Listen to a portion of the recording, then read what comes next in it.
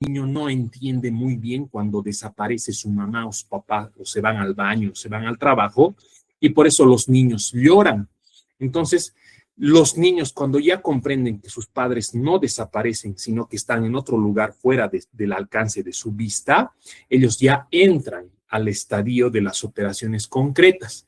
Esto también involucra la capacidad del niño o del ser humano para hacer sumas, restas, divisiones, pero todavía utilizando objetos, ¿no? Entonces, en esta etapa los niños manipulan muchos objetos y los tienden a sacar conclusiones, pero todavía son conclusiones que dependen de ver o no ver los objetos, de manipular o no manipular esos objetos. Entonces, por lo tanto, todavía necesitan la presencia de los objetos en su entorno.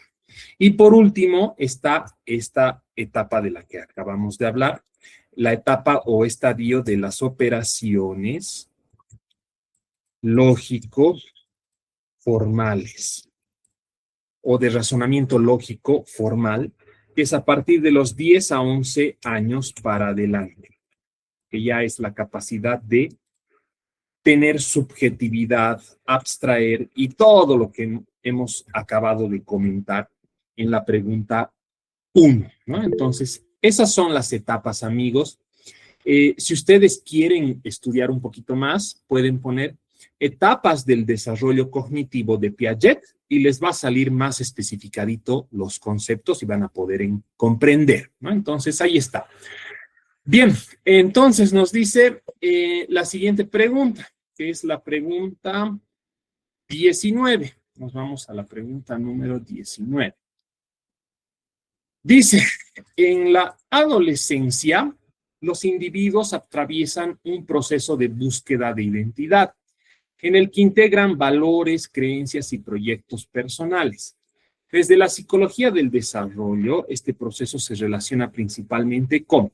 Lo que pasa es que esto es cognitivo porque también los niños y los adolescentes, a medida que van más o menos afinando esos procesos mentales que les ayudan a razonar, que les ayudan a moverse, que les ayudan principalmente a hacer operaciones, a tener en cuenta el entorno, a la vez los niños van construyendo su imagen y van construyendo su identidad personal. Entonces, te dice aquí que la psicología del desarrollo se relaciona principalmente con experiencias pasadas, valores, creencias, proyectos futuros, el entorno, la historia de vida del niño. Todo eso va a generar en el niño que tenga una identidad personal, un autoconcepto. Un autoconcepto es quién soy yo, qué me gusta hacer, para qué soy bueno, qué no me gusta, de dónde vengo, qué es, cómo soy principalmente todo el tiempo, soy alegre, soy un poco más serio. Entonces, todo eso, dice, es producto de su historia de vida, de sus experiencias, pero también de los valores y las creencias que le transmiten en la familia, ¿no? Entonces, dice, esto está relacionado con la identidad personal. Identidad personal, autoconcepto, tiene que ver mucho con experiencias, historia de vida.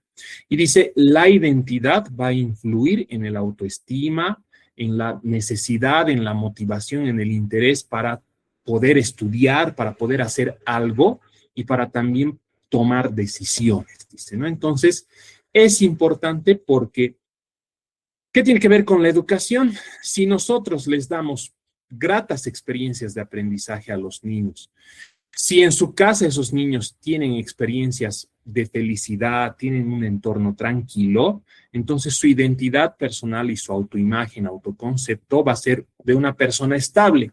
Pero si en cambio en el colegio no tienen experiencias significativas, la pasan mal, no tienen, no sé, actividades que realmente les aporten a su crecimiento, entonces poco a poco estamos, se podría decir, negándole a crecer como persona.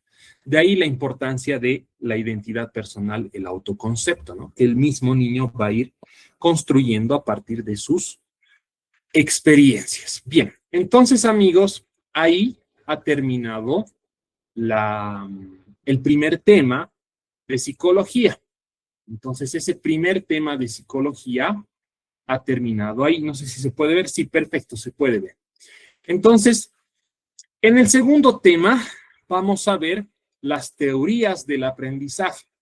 Ustedes tienen preguntas que aluden a teorías del aprendizaje que se relacionan un poco con la psicología. Entonces vamos a ver las preguntas 2, 5, 10, 14, 15 y 20, ¿no? Entonces, en la pregunta número 2 nos habla sobre una teoría de Vygotsky. Nos vamos a la pregunta número 2.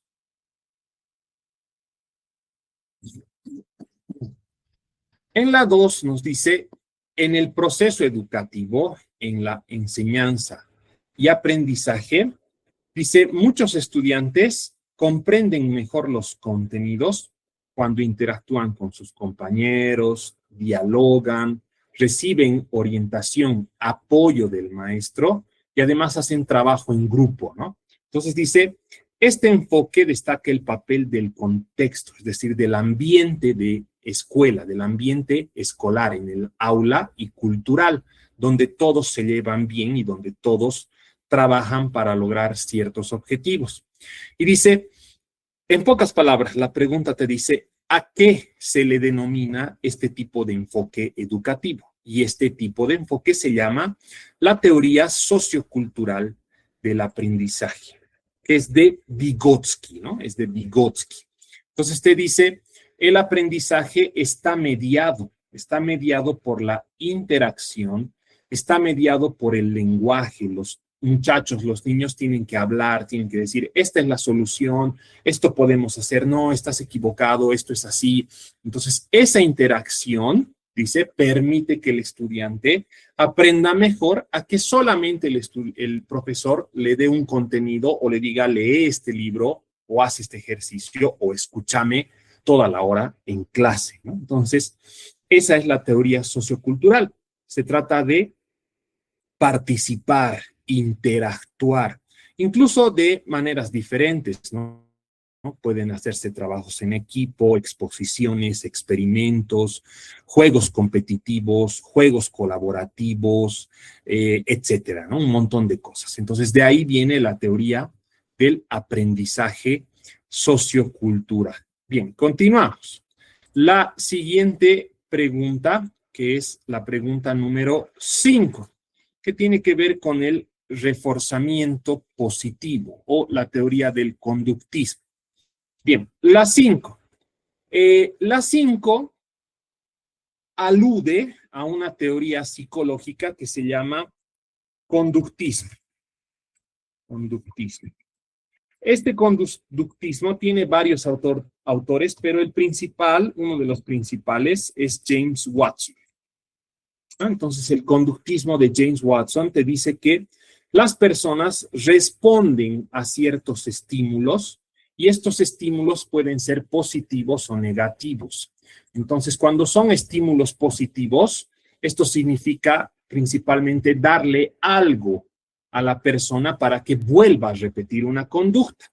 Entonces, aquí te dice, cuando un estudiante repite una conducta porque ha recibido elogios, reconocimiento, una buena calificación o incluso un premio, como por ejemplo dejarle jugar más minutos en el recreo, dejarle salirse más antes de clases, o por ejemplo que los padres le den la oportunidad de que vaya al cine con sus amigos o que invite a sus amigos a su casa o finalmente darle un helado o un dulce.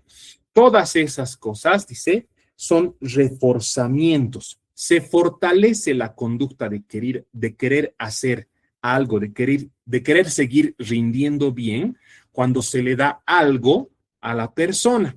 Entonces, esto, dice, es principalmente, ¿y cómo se denomina? Te dice la pregunta, ¿cómo se denomina este tipo de acción? Y ese tipo de acción se llama reforzamiento positivo. Entonces, aquí está. Hay un reforzamiento positivo. Ahí no te dice positivo, solamente te dice reforzamiento. Pero se llama reforzamiento positivo cuando le das algo a la persona. Por ejemplo, los niños en kinder, cuando hacen la tarea en clases, lo que comúnmente sabe hacer la maestra de kinder es principalmente ponerle un sellito de una estrellita, una carita feliz, un muy bien, sigue adelante, cosas así, ¿no? Que pueden ser desde un elogio, un sello, incluso un chocolate, una pastilla, cualquier cosa que les resulte agradable al estudiante es algo que se le puede dar para que siga comportándose así. Entonces, ese es el reforzamiento positivo. Sin embargo, no es el único. Yo les voy a complementar un poquito. Existe el reforzamiento negativo. El reforzamiento negativo es cuando quitas algo. Le quitas algo al estudiante, como por ejemplo, si no ha hecho bien la tarea, entonces hoy no se va a jugar, ¿no? Entonces, es algo que le has quitado, es algo que no es tan agradable para el estudiante, pero que más o menos le orienta a que no vuelva a repetir esa conducta, sino que más bien para que no le quiten algo, él haga lo que tiene que hacer y así le van a dar, ¿no? Entonces, ese es el reforzamiento negativo, es quitar algo.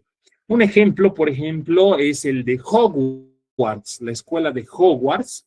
Cuando los estudiantes se portan mal, por lo general Dumbledore o Snape o no sé, la otra profesora que se llama Agatha, están ahí, les dicen menos 50 puntos para Gryffindor, menos 100 puntos para Gryffindor cuando se han salido de su clase, ¿no es cierto? O se han salido en la noche y está prohibido. Ese es el reforzamiento negativo, les quitan puntos, entonces una sanción. Esa sanción sirve para que no repitan una conducta no deseada. Entonces es el reforzamiento negativo.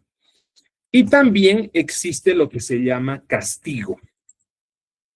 El castigo también es quitar, pero también puede ser dar.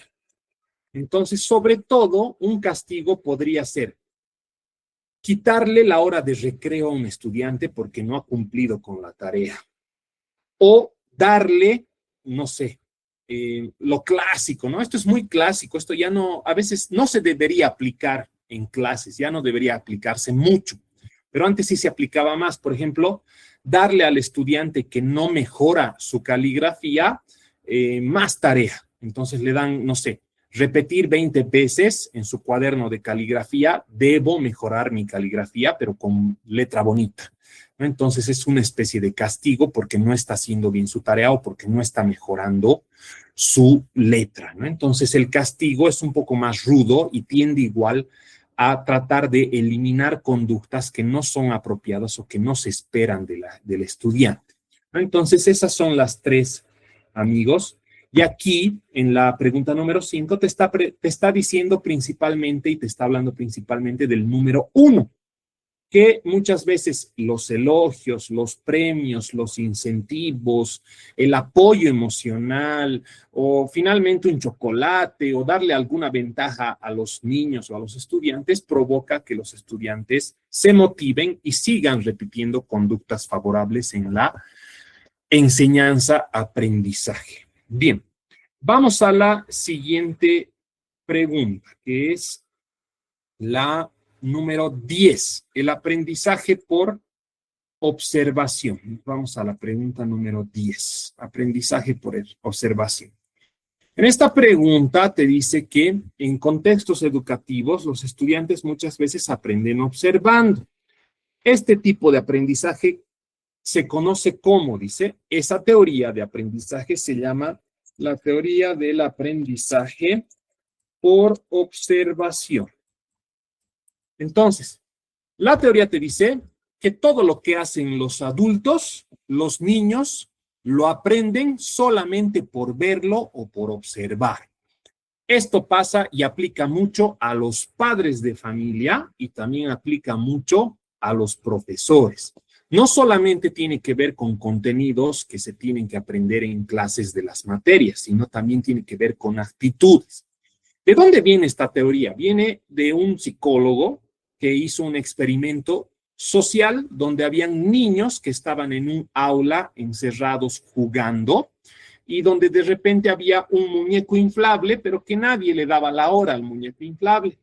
Entonces entra un adulto de la nada sin dar explicaciones a esta aula cerrada y empieza a golpear al muñeco inflable y después de darle unos buenos golpes, se va del aula sin explicar nada. Entonces, muchos de los niños habían observado ese accionar del adulto.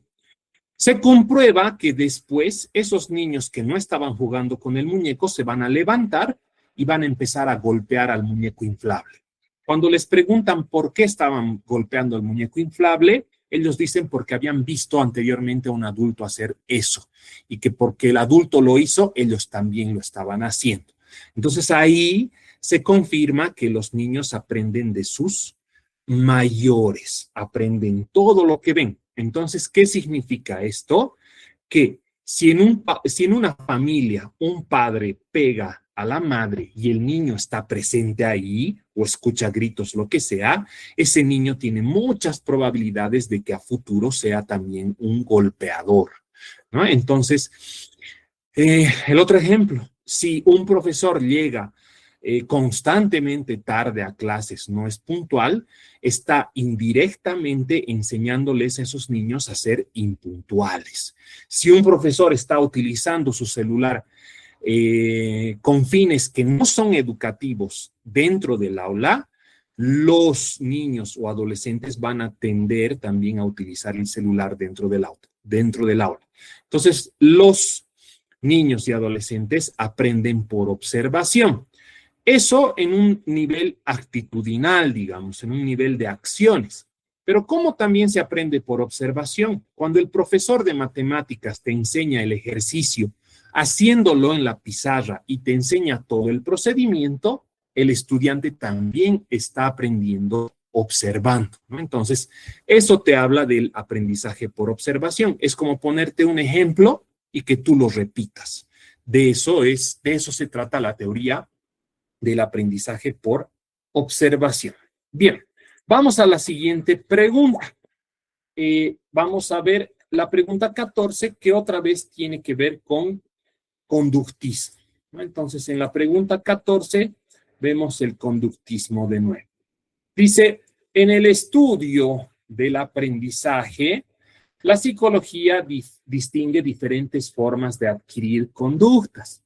Cuando una conducta se fortalece porque va seguida de una consecuencia positiva, un reforzamiento positivo, se está aplicando el principio de el reforzamiento. Otra vez es el reforzamiento positivo, lo que acabo de explicar en la anterior, antes de la penúltima pregunta, el reforzamiento positivo. Vamos a leer un poco. Dice, el reforzamiento es un principio central del conductismo y explica cómo las consecuencias influyen en la probabilidad de que una conducta se repita.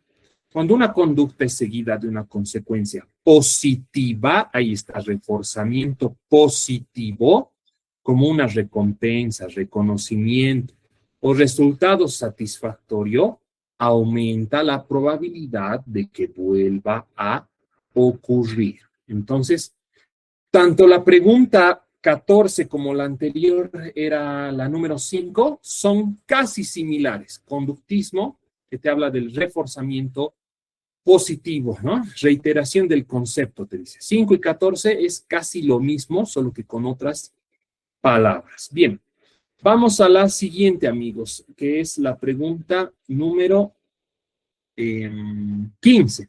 El aprendizaje significativo.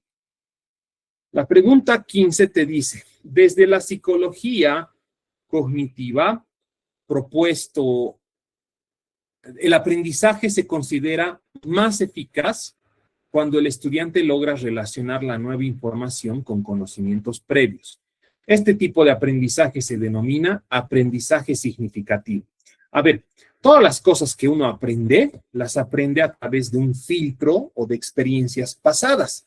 Entonces, para que el aprendizaje sea significativo, tiene que conectar con otros elementos. Esto en educación se refiere principalmente a articular todos los contenidos que tiene que aprender un estudiante. Por ejemplo, para aprender historia, para llegar, por ejemplo, hasta, no sé, historia universal, la Revolución Francesa, Antes de ver la Revolución Francesa y la Edad Contemporánea, hemos tenido que ver primero Edad Moderna y sus características. Y además hemos tenido que ver Edad Media y sus características, y cómo esto de acá ha repercutido después en este otro de acá.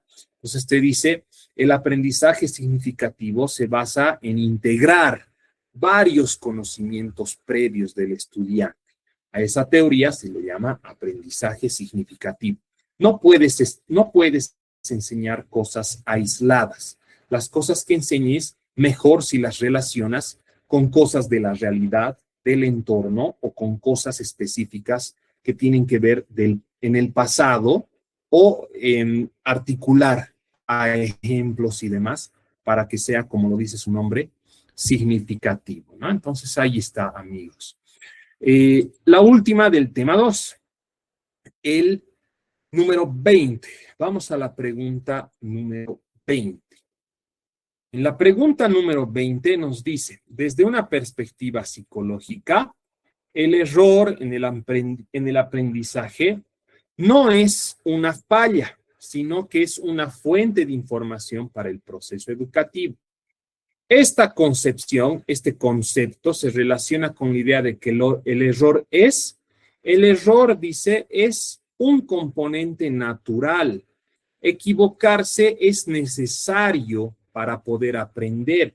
Nadie es perfecto. Es más, mientras más practiques y mientras más te equivoques, mucho mejor vas a poder comprender mejor en qué te estás equivocando, y eso te va a mostrar el camino hacia lo que es correcto, no solamente en contenidos de conocimiento general, de conocimiento en la escuela, sino en la vida misma. Muchas veces necesitas equivocarte primero para que funcione algo, ¿no? Entonces es una ley de vida. Entonces te dice, el error no significa que una persona sea incapaz, sea tonto, tenga una discapacidad, sino que al contrario es información que le permite reestructurar otra vez lo que está haciendo mal y poder corregirse y realmente poder aprender. Le permite comprender, le permite reflexionar y ahí sí realmente entender lo que está tratando de conocer. Bien, amigos, hasta ahí hemos visto los dos primeros temas. Hemos visto aquí 6 preguntas en el tema 2 y 3 preguntas en el tema 1. Ya tenemos 9 preguntas hechas. Pregunta, ¿se entiende hasta aquí? ¿Queda claro de lo que estamos hablando? Ya, perfecto. Ponen like, está bien, gracias. ¿Alguna pregunta, tal vez? ¿Ha quedado claro lo del reforzamiento? Porque es una de las cosas más difíciles, el reforzamiento. Ya, perfecto. Creo que quedó claro. Continuamos. El tema número 3. Estamos ya casi a la mitad. El tema número 3 se complementa con el tema número 1. Entonces tiene que ver con desarrollo cognitivo. Y aquí te habla de procesos y sistemas. Abarca la pregunta 3, 7, 11 y 12. Ese orden no está muy bien hecho. Entonces yo les voy a dar el orden. El orden es el siguiente. Primero va el 11. Procesos mentales. A ver, el ser humano tiene procesos mentales que a medida que va creciendo los va perfeccionando. Por ejemplo, primero el ser humano tiene que aprender a gatear. Después de gatear, aprende a quedarse estable en un punto y después empieza a dar los primeros pasos. Los primeros pasos son difíciles, pero después ya sabe caminar e incluso después sabe correr. Lo mismo sucede con esos procesos cognitivos. El ser humano empieza a afinar primero lo que se llama la pregunta número 11, un proceso mental que se llama atención. Primero es la atención. Después viene el número 7, que es la percepción. La percepción. Y después están ambos, tanto el 3 como el 12. Pero vamos a ir primero con el 3, que es la memoria operativa o de trabajo. Y vamos a ir luego con la número 12, que es la memoria a largo plazo. Entonces, amigos, esos son los procesos mentales que poco a poco el ser humano va afinando. Cuando tú tienes que aprender algo, primero atiendes, primero prestas atención, después percibes, es decir, más o menos vas comprendiendo desde tu perspectiva y desde tu propia interpretación lo que te está queriendo decir el docente y tú sacas una conclusión. Eso es percepción. Y después, amigos, o lo vuelcas a memoria de trabajo, que es prácticamente hacer cosas, o lo vuelcas a tu memoria a largo plazo, que es prácticamente recordar conceptos, recordar ideas, recordar cosas complejas. Entonces, el cerebro hace todas esas funciones en el orden que les acabo de dar. Por lo tanto, vamos a ir primero a la pregunta número 11. Vamos a la número 11.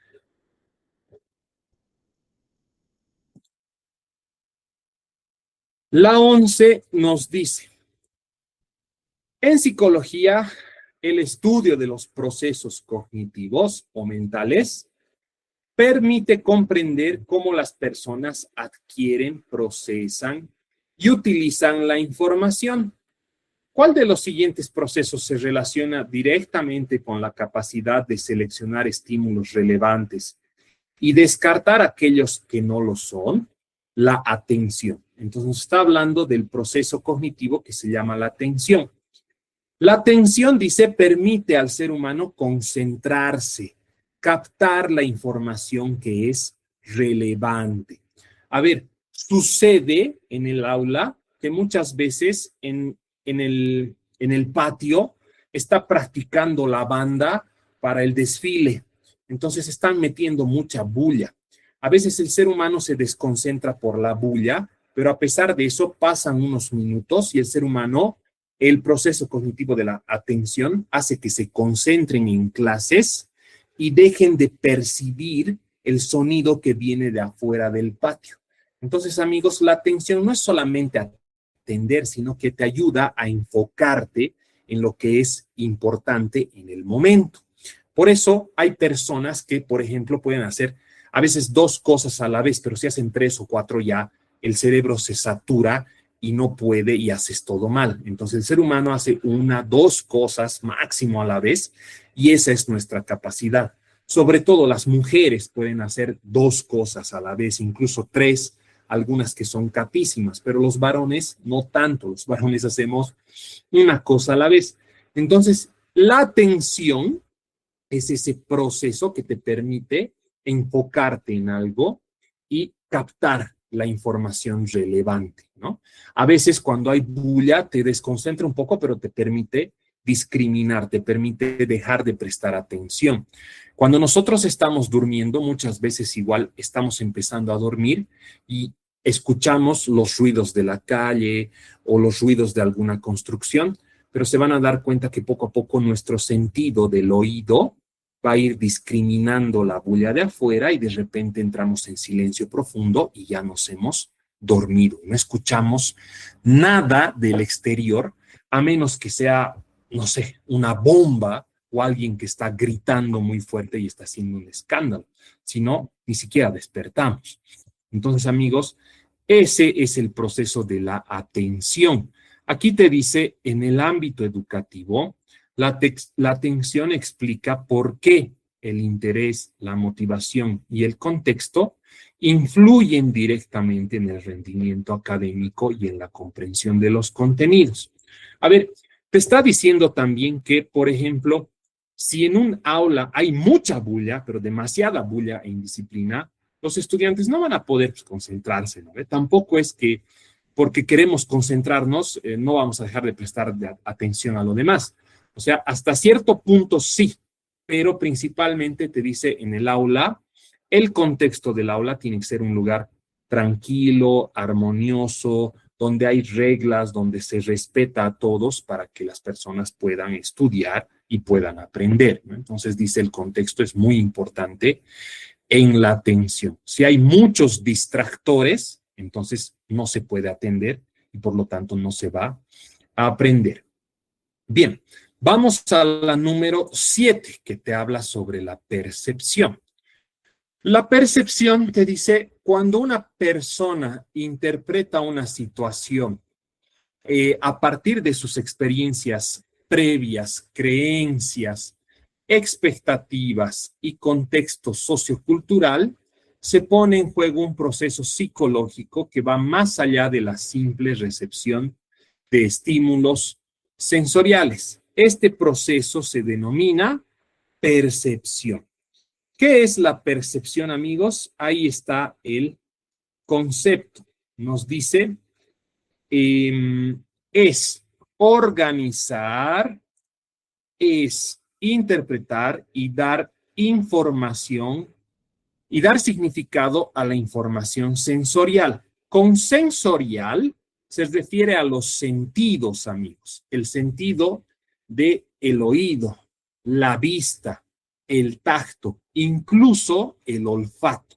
Entonces nosotros interpretamos a nuestra manera aquella información que viene del exterior. Primero atendemos. Entonces, cuando alguien nos está enseñando, por ejemplo, la Revolución Francesa, yo estoy atendiendo lo que está diciendo el docente, pero en mi percepción de lo que me explica, yo voy a entender que la Revolución Francesa marcó un cambio en el mundo y que una de las cosas principales de la revolución es que ya no ha habido monarquías y han surgido las repúblicas. Y junto con las repúblicas han surgido los primeros derechos del hombre.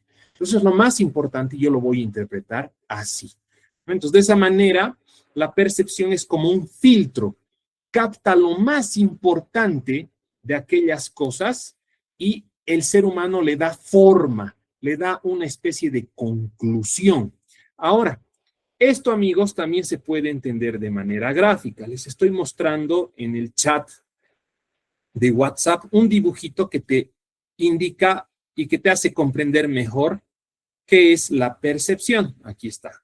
Pueden verlo en el chat de WhatsApp. La persona de la derecha dice, eso es un 9. Y la persona de la izquierda dice, eso es un 6. Entonces, para uno es un número y para el otro es otro dato, ¿no? Entonces, las personas perciben de manera diferente todo su entorno. Para algunos algo es blanco y para otros es negro. Para algunos algo es justo y para otros algo es injusto. Y ahí media la percepción, que es un proceso cognitivo. Se interpreta también de acuerdo a las creencias, a los valores, a la cultura. Entonces, de esa forma, las personas tienen opiniones diferentes acerca de todo.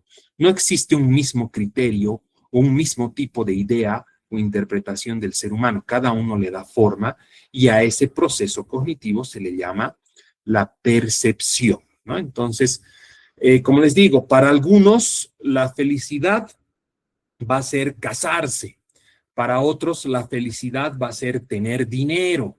Entonces hay muchos conceptos de felicidad y media lo que percibimos, la percepción. Para algunos el reggaetón es música simplemente que sirve para ir de fiesta. Y para otros el reggaetón es música demoníaca, es música que no se debería escuchar, que discrimina a la mujer y demás cosas, ¿no? Entonces hay criterios diferentes. Bien, continuemos. Vamos a la siguiente pregunta. La número, perdón, está en el chat, ¿no? Es por el orden. La número 3. La número 3. La número 3 te habla sobre la memoria operativa. Dice, en el ámbito escolar, los estudiantes utilizan distintos tipos de memoria para aprender y resolver tareas. Cuando un estudiante logra retener información durante un corto periodo, como instrucciones o datos inmediatos necesarios para una actividad, se pone en función principalmente la memoria de trabajo. Se llama memoria de trabajo o también se llama memoria operativa, porque son operaciones, se podría decir que el ser humano aprende de forma automática o está acostumbrado a hacerlas. Esa memoria que está aquí en el cerebro te ayuda, por ejemplo, a ir de camino a la escuela.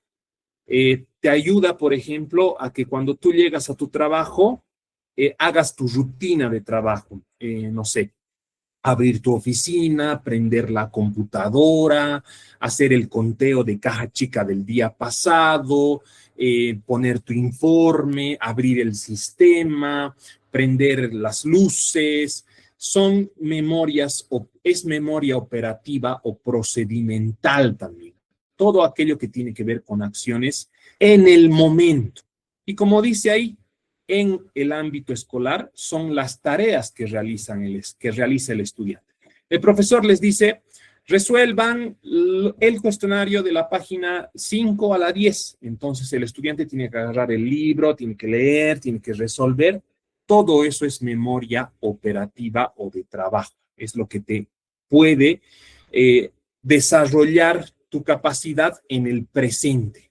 Puede hacerte obrar, actuar de determinada manera. Eso no necesariamente lo aprendes como un recuerdo, sino que lo tienes en tu memoria operativa de forma automatizada. Es también como manejar bicicleta o como manejar auto. Una vez que aprendes a manejar estos dos, ya no necesitas volver a recordar cómo se maneja una bici o un auto, porque ya lo tienes aprendido en tu memoria de trabajo. Es procedimental. Vamos a la última, la memoria a largo plazo, el número 12. Te dice la pregunta, ¿qué tipo de memoria permite almacenar conocimientos de manera duradera a lo largo del tiempo? La memoria de largo plazo. La memoria de largo plazo, amigos, es prácticamente una memoria que se sitúa en el cerebro, en esta parte del cerebro, en el temporal. De nuestros oídos, de nuestras orejas, arribita, hay un lóbulo, que se llama lóbulo temporal. En esta parte del cerebro es donde se almacenan los recuerdos, aquellas sensaciones emotivas, aquellos episodios que han sido significativos para nosotros. Pero no solamente episodios significativos que tengan que ver con sentimientos, sino recuerdos, datos, cosas históricas, etcétera, se almacenan en los dos lóbulos temporales. Y dice, es importante porque cuando tú tienes que recordar algo, tu cerebro automáticamente recupera la información de estos lóbulos y puedes hablar de él. Por ejemplo, cómo fue tu primer cumpleaños, cómo fue tu primer novio o novia, cuándo fue la primera vez que manejaste bicicleta, cuándo fue que te sentiste muy avergonzado o avergonzada. Todas esas cosas corresponden a los procesos de memoria a largo plazo, ¿no? Que son recuerdos que se han quedado ahí prácticamente como que escritos para que perduren, ¿no?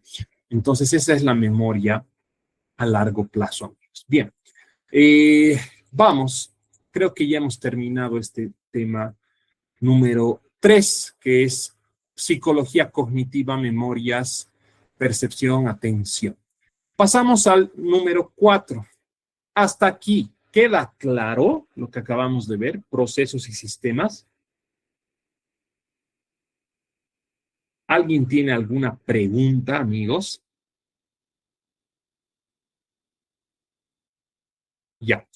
Bueno, de lo que hemos hablado ahorita, tal vez el concepto más difícil de entender es percepción. Los otros conceptos son más fáciles, pero percepción cuesta un poquito más porque es la capacidad de interpretar, ¿no es cierto? Creo que con la imagen ya se entiende de más. Vamos a al cuarto tema.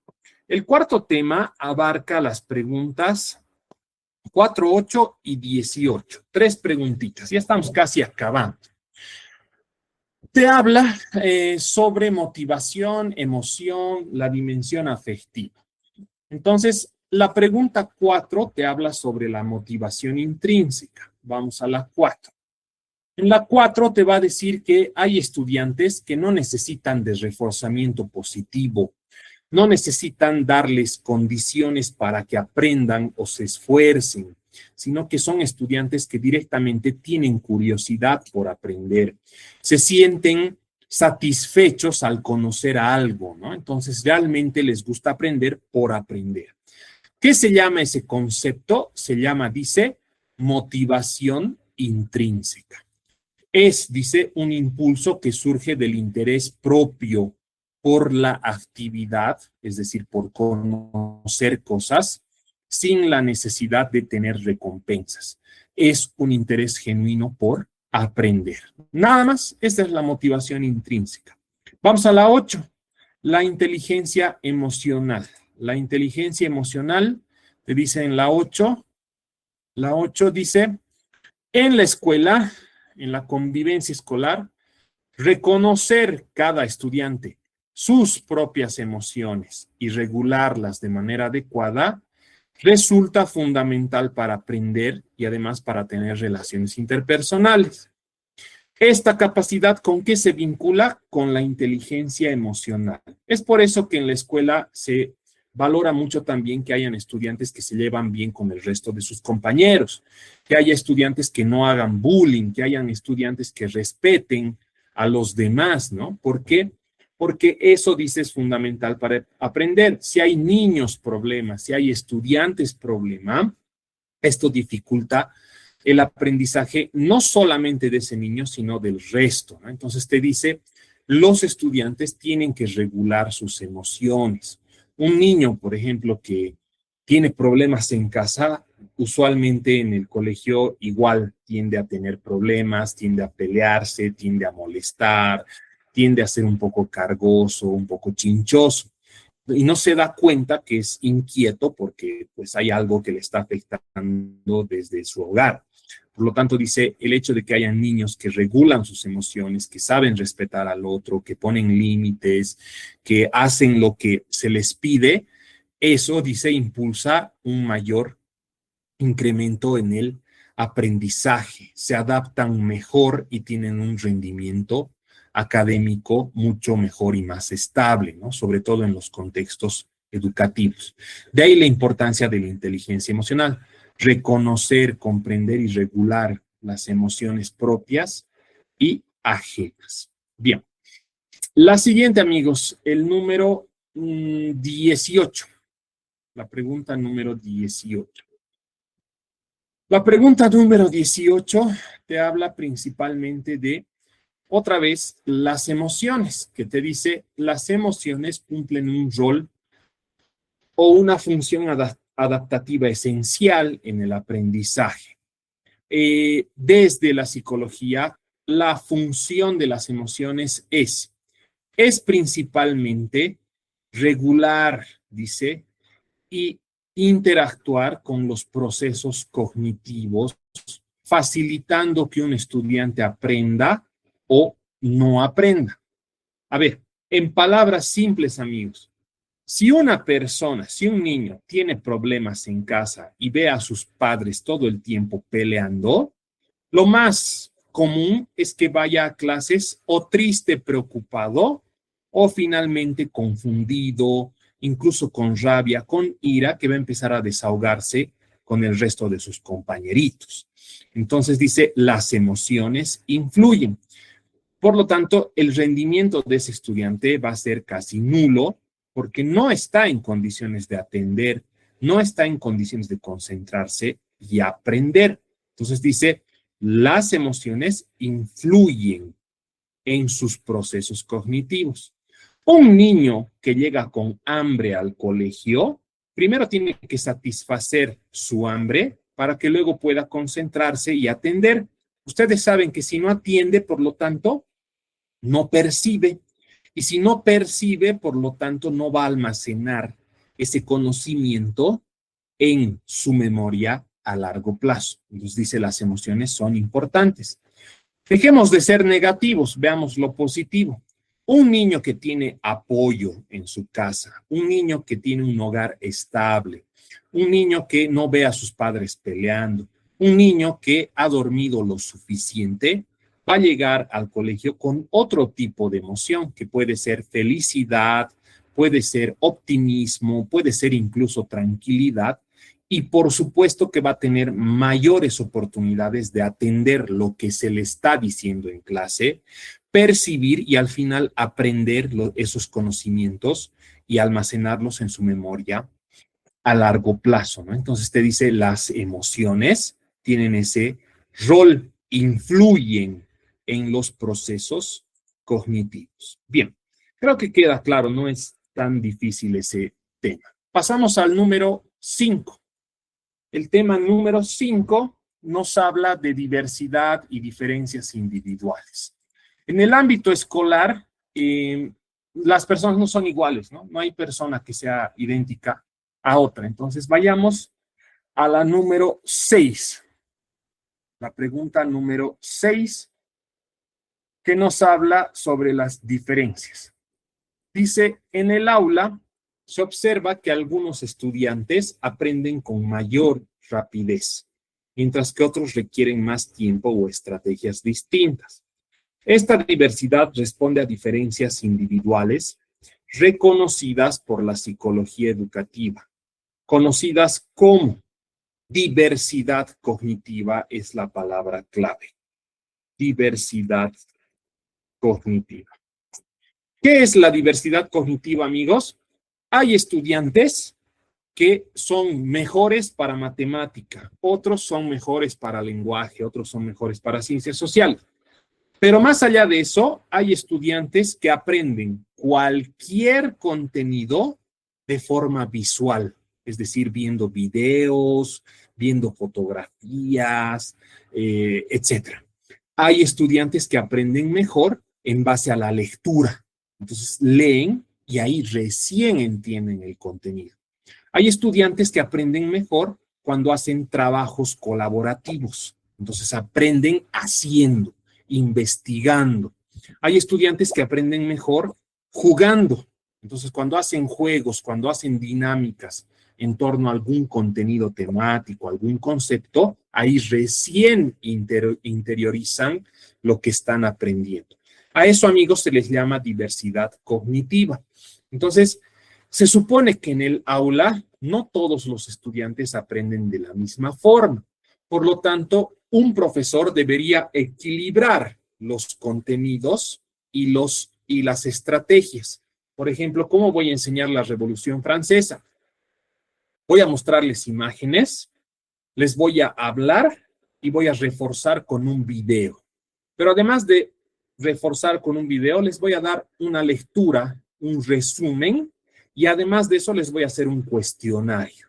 Entonces, con 5 estrategias educativas que son de diferente formato, yo voy a poder subsanar e equilibrar el o la diversidad que tienen los estudiantes al aprender.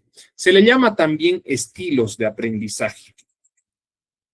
Entonces, un docente es buen docente cuando complementa, cuando utiliza todas esas estrategias y no solamente habla y habla y habla, ¿no? Entonces, combina video, lectura, práctica, fotografía, álbum, incluso juegos, ¿no? Entonces, todo eso apela a la diversidad cognitiva y eso hace que el estudiante o todos los estudiantes tengan la misma oportunidad de aprender sobre lo que se está avanzando.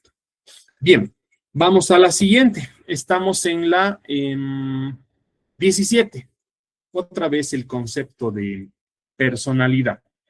La número 17. La 17 te dice, la personalidad se entiende en psicología como un conjunto relativamente estable de características que influyen en la forma de pensar, sentir y actuar de una persona. Desde una perspectiva general, la personalidad se caracteriza por ser. ¿Qué es personalidad? Ahí está subrayado.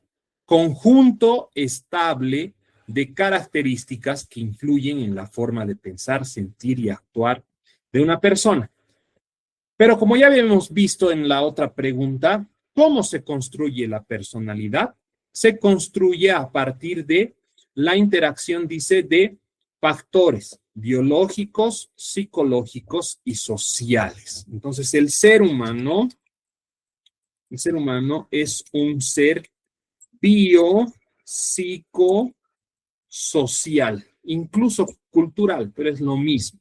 Entonces, te dice, no solamente es genético. Nosotros, obviamente, en la personalidad de nuestras personas, de nosotros, influye de quién somos hijos, ¿no? Por ejemplo, una persona que viene de una familia que son altos va a ser alto, ¿no? Entonces va a influir en su imagen, en su autoconcepto, pero dice, no es determinante ni la genética, ni cómo eran tus padres, ni tampoco en dónde estás viviendo, sino que también van a afectar otros factores, los sociales, por ejemplo, las normas, cómo es la cultura y también los psicológicos, es decir, cómo te has criado, cómo has aprendido a manejar tus funciones cognitivas, si efectivamente has ido a la escuela, si a cada edad te han enseñado lo que tenías que aprender, todo eso va a incidir en tu personalidad, en tu experiencia de vida. Entonces, todo eso forma la personalidad. Y dice, sobre todo, el ser humano y su personalidad es de carácter dinámico, carácter dinámico. Entonces, ¿por qué dice esto, amigos? Porque antes se pensaba que si los padres de un niño eran criminales, por lógica ese niño a futuro iba a ser criminal y no siempre es así. O sea, influyen otros factores, pero aunque no lo crean, antes se pensaba así. Ahora no, sino que influyen muchos factores en la personalidad y te dice nada está ya determinado, sino que todo depende del contexto. Por eso la educación también es contextual, ¿no?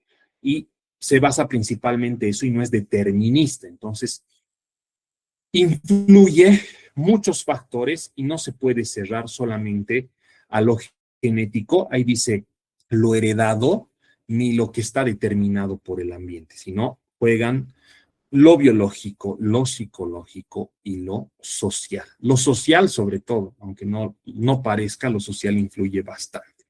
Bien, y nos vamos al último tema de psicología. Pregunta, ¿hasta aquí se ha entendido? ¿Alguien tiene alguna pregunta?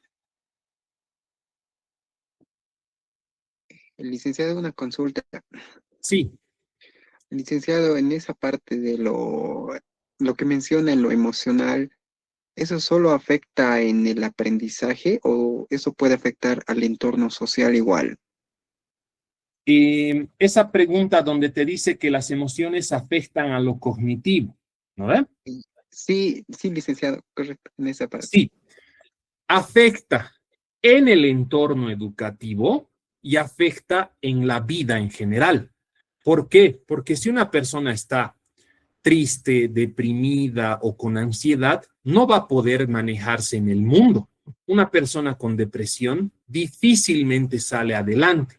Entonces, no es solamente el ámbito educativo. Obviamente, ahí te hace énfasis en el ámbito educativo, pero es a nivel general. Nosotros actuamos de acuerdo también a nuestras emociones. Como vamos a ver ahorita, no todo no todos los seres, bueno, el ser humano no tiene el control absoluto de su pensamiento y de su racionalidad. El ser humano en el fondo es más emocional. Entonces, lo emocional influye en todas las dimensiones de la personalidad, influye en nuestra vida a nivel general. Una persona que está triste difícilmente va a querer salir, va a querer interactuar con personas, va a tomar decisiones que no siempre son las mejores. Entonces, no influye solamente en el ámbito educativo, sino también en las otras dimensiones del ser humano, ¿no? Entonces, ahí está.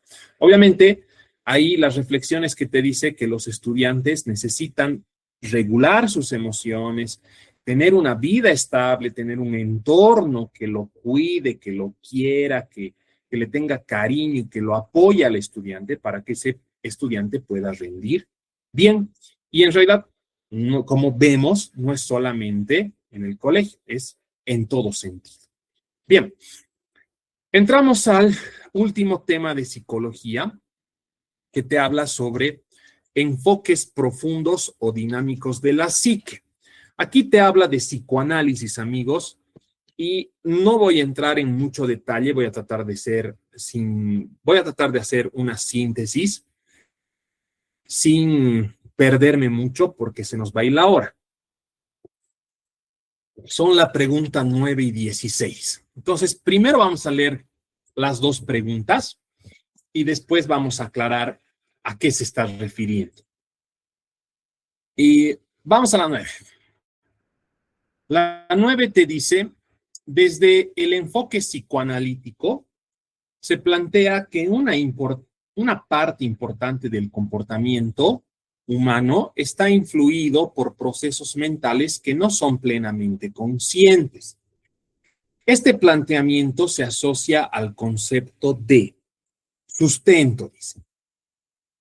El psicoanálisis sostiene que pensamientos, deseos y conflictos no conscientes influyen en la conducta humana.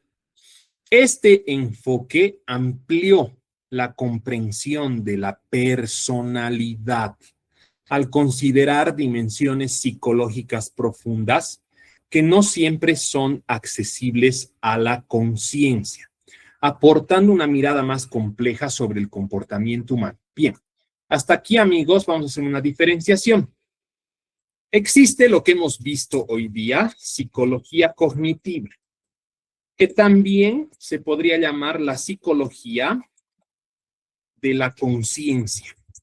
Nosotros somos conscientes cuando estamos utilizando nuestras capacidades cognitivas, atención, percepción, memoria de trabajo, memoria a largo plazo, inteligencia emocional, creatividad. Sí, hay más procesos mentales, pero su banco de preguntas no lo ha tomado en cuenta.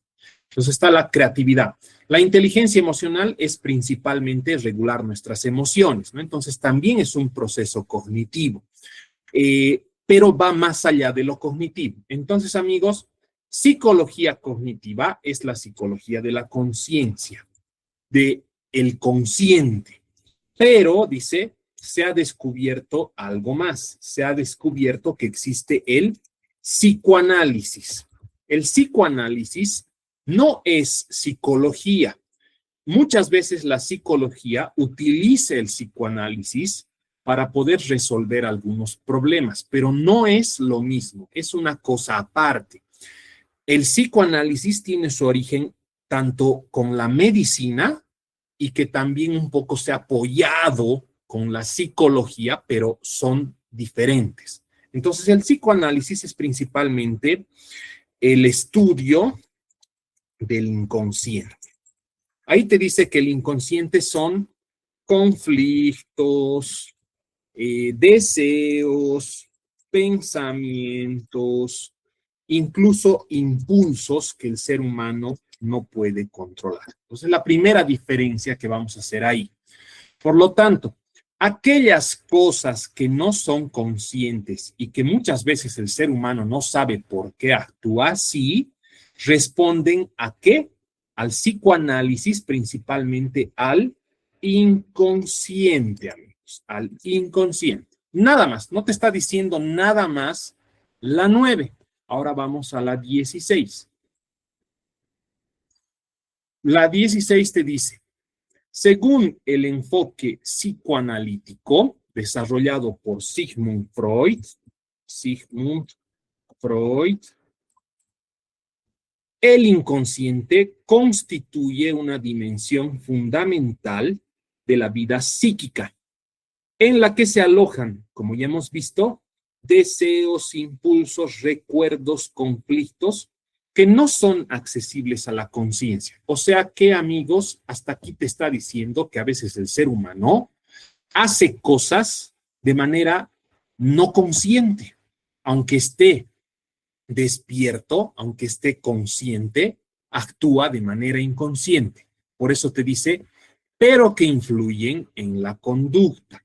Entonces te dice, esta concepción amplió la comprensión del comportamiento humano al señalar que no todas las acciones son racionales. Se podría decir racionales como maduras o conscientes, sabiendo que realmente estás haciendo lo que estás haciendo. Entonces dice, el concepto de inconsciente permitió explicar fenómenos como, ahí está, el inconsciente se manifiesta a veces a través de lapsus. Lapsus, se los voy a poner acá ya. Lapsus, sueños, dice conductas aparentemente inexplicables. Yo les voy a decir qué es eso. Chistes, chistes inocentes, chistes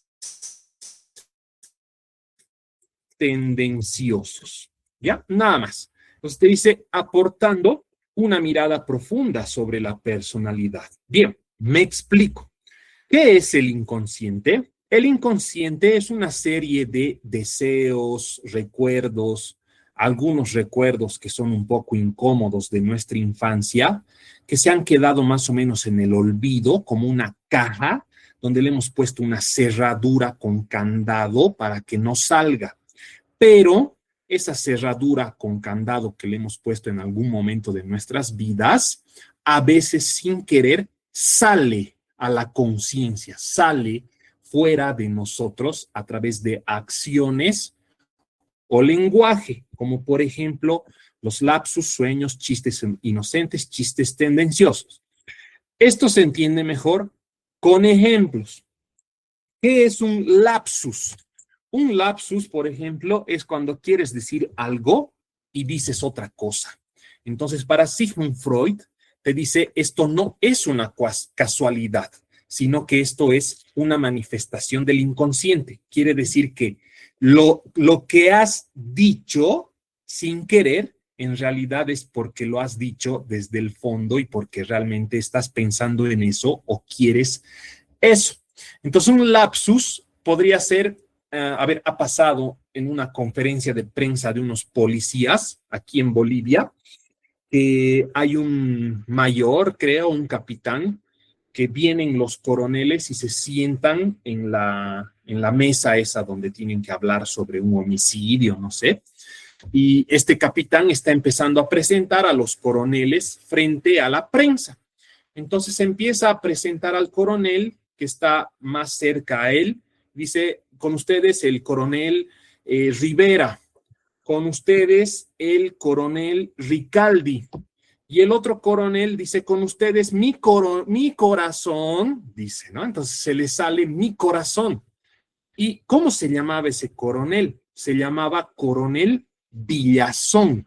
Entonces, de Villazón, de coronel Villazón, lo convirtió a mi corazón, mi corazón. Ese es un lapsus, ha juntado unas palabras. Según Freud, ese lapsus no es un error simplemente del lenguaje o de la verbalización, sino que ese error trae consigo un deseo del inconsciente. ¿Qué podría interpretar Freud de ese lapsus? Podría interpretar que en cierta forma esa persona, ese policía que estaba presentando al coronel Villazón, puede ser que le tenga mucha estima y que se lleven muy bien, entonces le tiene algo de cariño. Ustedes saben que entre militares y policías muchas veces cuando se llevan muy bien entre camaradas son bastante amigos. Entonces esa podría ser una explicación de su lapsus. Pero yendo a un extremo mucho más allá, ustedes saben que se podría decir, las instituciones castrenses, militares, policías, que son sumamente rígidas y muy disciplinarias, de mucho control, que son muy radicales en muchas cosas, a veces tienden también un poco inconscientemente a tapar otras cosas. Ustedes saben que en las guerras, cuando las guerras duran mucho, los soldados muchas veces no ven mujeres en mucho tiempo, entonces empiezan a hacer cosas que jamás podrían hacer en una vida normal o en la vida cotidiana. Entonces empiezan a enamorarse de otros soldados, empiezan a tener relaciones con otros soldados. Entonces, dice Freud, hay una tendencia, ¿no? A veces en lo profundo que está oculto y que como está oculto a veces se manifiesta de esta forma. Entonces suena un poco loco, pero muchas veces en esos lapsus se revelan estos vínculos que pueden ser homosexuales, ¿no? Ahora, no estoy afirmando nada, es simplemente un ejemplo, pero gracias a esta teoría se han descubierto este tipo de cosas, ¿no? Ahora, un sueño, por ejemplo, quiero comprarme un auto último modelo, pero mi dinero no alcanza y al final ya tengo que comprarme un auto porque necesito para usarlo e ir al trabajo, entonces termino comprándome un auto mucho más barato, mucho más compacto, pero que no es el último modelo. Entonces he tenido que reprimir mi inconsciente, he tenido que reprimir mi deseo de tener el auto último modelo y como lo he reprimido, ya me he comprado el auto y demás, pasa una semana y una de esas noches me he soñado que yo estoy conduciendo ese auto último modelo. Y al día siguiente digo, pucha, qué raro, ¿por qué me habré soñado eso si ya me he comprado mi auto y yo ya no quiero ese auto porque ya tengo uno y bueno, ya acepté? En el fondo, ese deseo se ha reprimido y significa que tú sigues anhelando tener ese auto, ¿no? Entonces, el inconsciente en los seres humanos actúa de esa forma. La realidad del mundo te prohíbe muchas veces no tener algunas cosas en todo sentido. Entonces el ser humano tiene que aprender a no vivir con algunas cosas porque no puede tenerlo todo.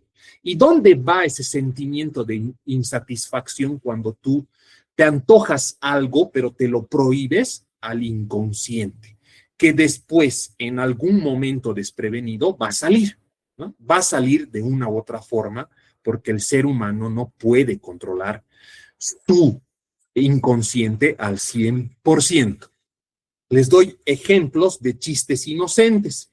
En un aula de niños que tienen 4 años, están empezando a ver algunas palabras, a practicar el lenguaje. Entonces, alguno de repente va a aprender la palabra pata o pato. Entonces los niños van a empezar a hablar y van a empezar a verbalizar la palabra pata, pata, pato, pato, pato, y no va a faltar alguno de ellos que va a cambiar las palabras y en vez de decir pata o pato, va a decir poto. Entonces se le va a salir la palabra poto. O alguno de los niños que incluso puede estar experimentando con su cuerpo u observando su cuerpo en esa etapa, en vez de decir poto, pata o pato, va a decir pito. Entonces le va a salir, amigos.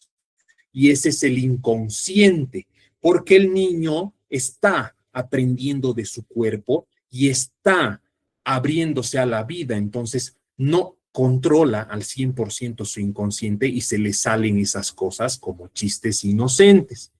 Luego están los chistes tendenciosos. A ver, lo que quiero que entiendan es que el inconsciente poco a poco se va regulando. Cuando nosotros nacemos, no nacemos conscientes. A ver, nacen bebés sabiendo hablar, sabiendo comportarse, saludan los bebés, etcétera. No, ¿verdad? No saludan. Cuando nosotros nacemos, somos plenamente inconscientes.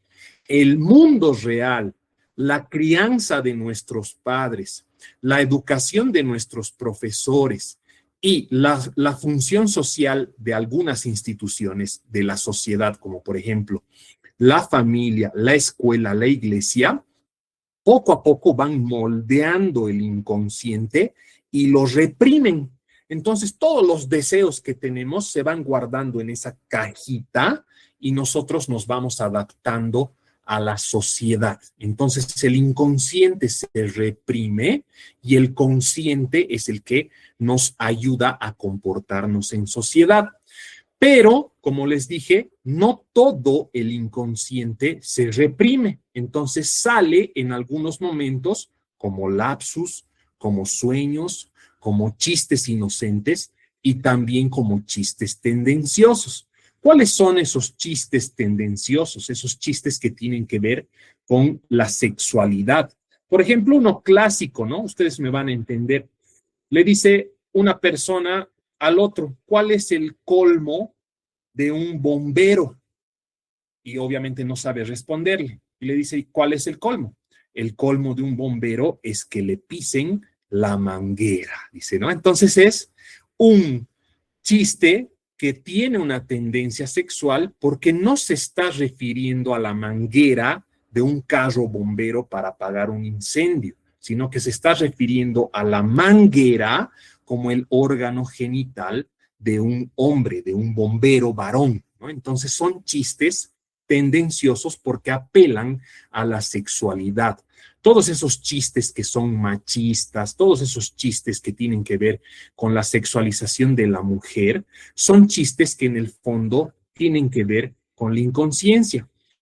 Los adolescentes y los jóvenes juegan mucho con este tipo de chistes. Incluso los adolescentes que están en la última etapa de colegio, cuando van a la pre y demás cosas, no me van a mentir, hay jóvenes que juegan dándose nalgadas, algunos jóvenes juegan incluso a empanadearse y demás cuestiones.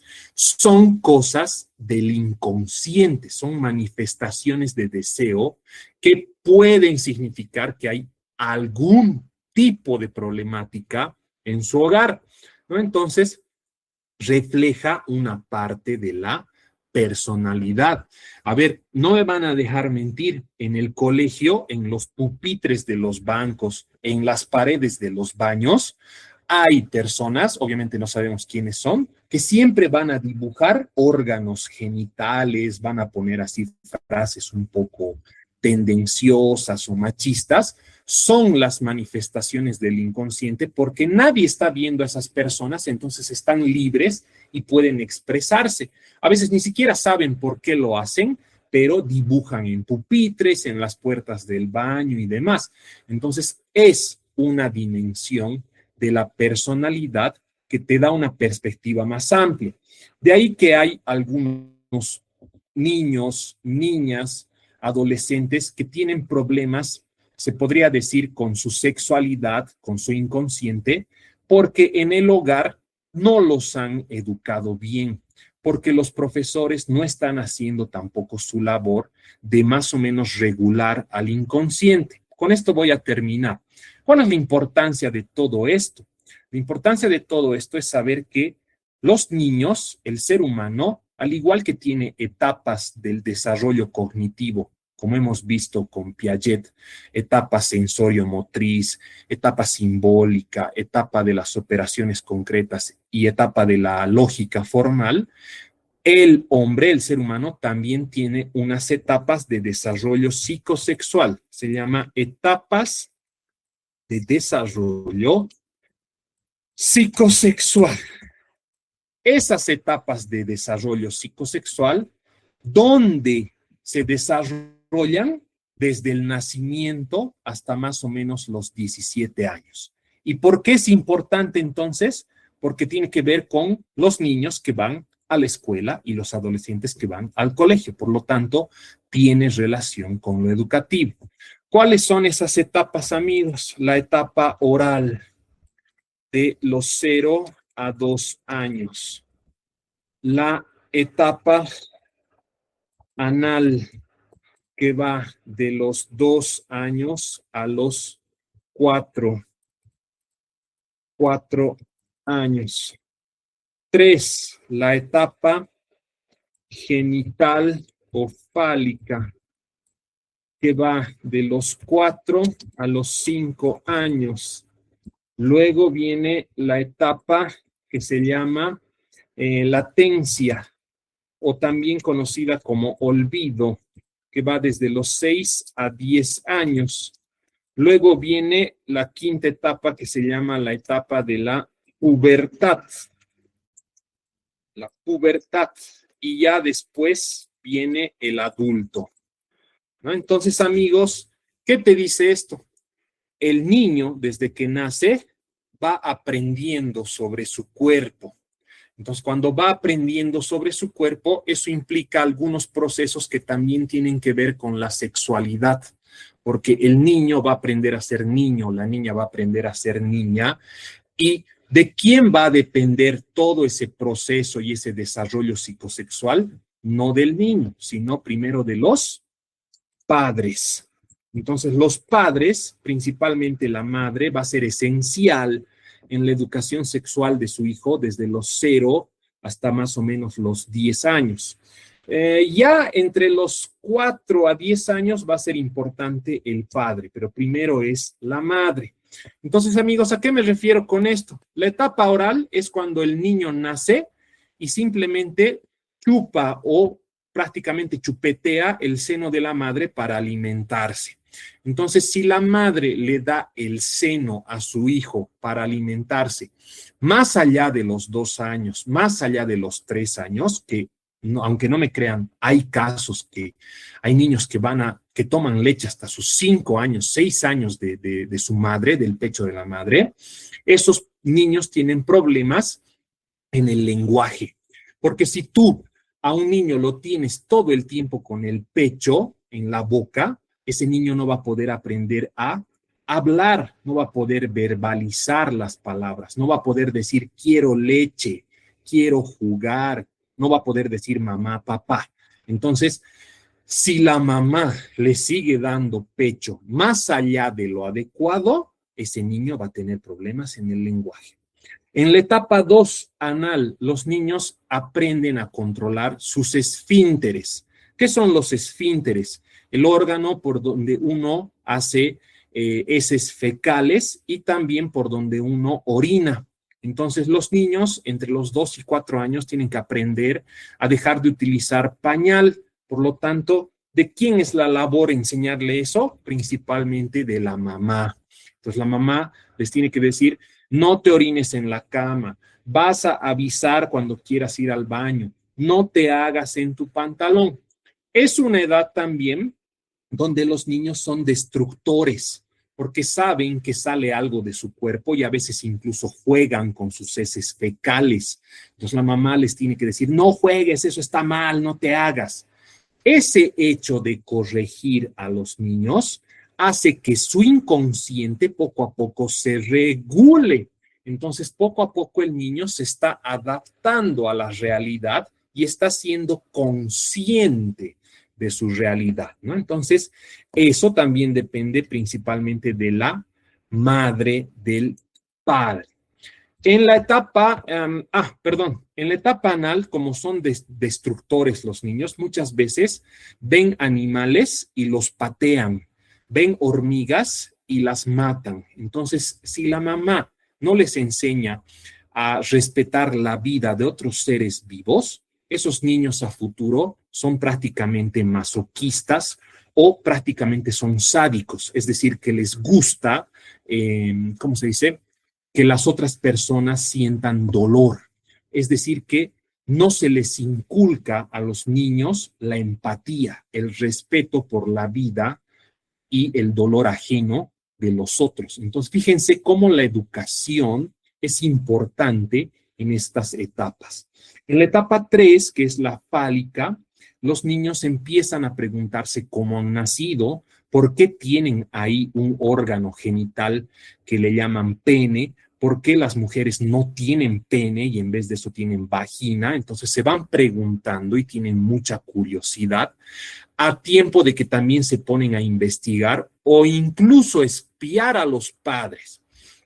Es también una etapa donde los hijos son muy cariñosos o con la madre o con el padre. Por lo general, el niño varón es muy cariñoso y apegado a la madre y la niña es muy apegada al padre. Entonces es la época en que los padres y las madres deben un poco poner límites del niño y tienen que desapegarse. Ya no pueden los niños dormir en la cama de sus progenitores. Fíjense que es la edad donde ellos también van al colegio por primera vez. Entonces, ¿cuál es la labor y el rol de la mamá? El rol de la mamá es desprenderse del hijo, dejarlo ser independiente. El rol del padre es decirle al niño, ve a tu cuarto a dormir, porque nosotros, tu mamá necesita su espacio conmigo, ya no puedes dormir acá. Son procesos psicosexuales, amigos. Si eso no hace un padre, si eso no hace una mamá, a futuro esos niños se vuelven codependientes emocionales, inseguros, prácticamente personas que pueden tener relaciones tóxicas, simbióticas, pero más allá pueden surgir personas narcisistas, pueden surgir personas perversas, lo que le llamamos psicopatías, personas que incluso pueden ser asesinos seriales y demás. Entonces, es serio, amigos, estas etapas del desarrollo psicosexual son muy importantes. Por eso la ley 070 dice que la educación no empieza a partir de los 4 años, la educación empieza a partir de los 0 años, que es prácticamente la responsabilidad de los padres, de la comunidad y también del Estado. ¿Se dan cuenta? Entonces está todo relacionado. Bien, los niños pasan esa etapa y cuando pasan esa etapa llegan a la etapa 4, que es el periodo de latencia o olvido. Atravesar estas etapas, amigos, no es fácil. Tal vez ustedes no se acuerdan porque han pasado por el periodo de latencia. Son cosas que en el camino el niño inconsciente tiene que aprender a la fuerza, porque se le inculca la sociedad, se le inculca la cultura. Entonces el niño, el inconsciente del niño, se reprime, tiene que aprender sí o sí a comportarse, porque si no, bueno, pues le dan una tunda o no le permiten hacer más cosas, no le dan otras cosas. Entonces el niño se regula con ese proceso, ¿no? Entonces, en este periodo de los 6 a 10 años, el niño se vuelve, después de esas etapas, súper cariñoso y súper curioso, pero por el conocimiento del mundo. Por eso, entre los 6 a los 10 años, los niños se apegan mucho a los estudios, a conocer cosas. Es la edad en que los niños dicen, ¿por qué esto? ¿Por qué el otro? Todo es por qué, por qué, por qué.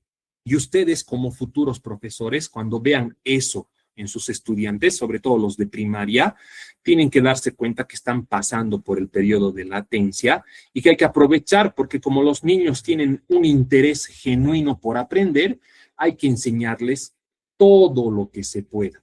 Por eso la ley 070 te dice que el nivel de primario se llama nivel primario comunitario vocacional, porque vocacional apela ese término a mostrarles todo el mundo, todos los conocimientos. La primaria es sobre todo conocimiento universal, ¿no? Entonces, de eso se trata el periodo de latencia. En la etapa 5, el niño es puber, entonces tiene cambios biológicos, tiene cambios fisiológicos, hormonales.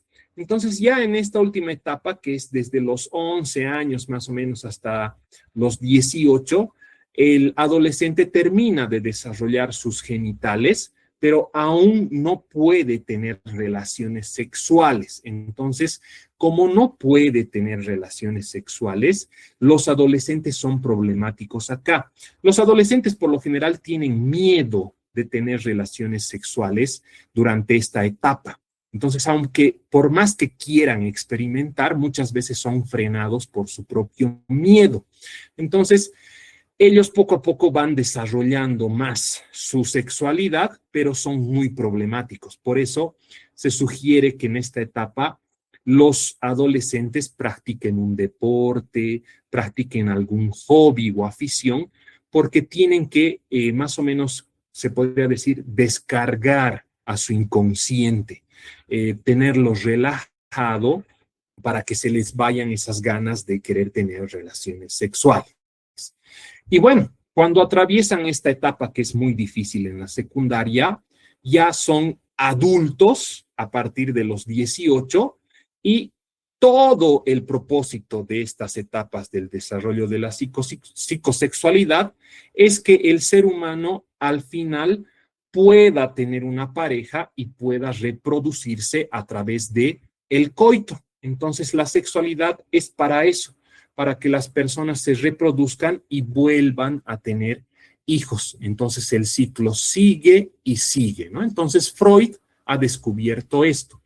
Si estas etapas no se llevan con normalidad, como ya mencioné, surgen en la vida adulta narcisistas, psicópatas, personas dependientes emocionales, inseguras, aferradas a una sola persona, etcétera, etcétera. Entonces, la importancia está en la educación de los padres, en cierta etapa en la educación de los profesores y también en la educación de la misma sociedad. De ahí la importancia de del psicoanálisis y del concepto del inconsciente.